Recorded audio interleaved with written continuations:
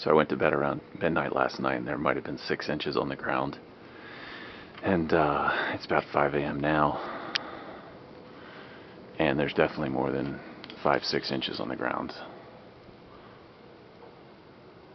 It's actually pretty impressive. Really fine snow.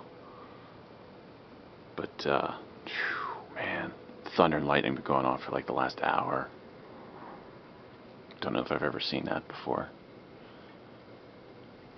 We definitely got a foot overnight, or a foot in the last 5 hours. It's pretty impressive.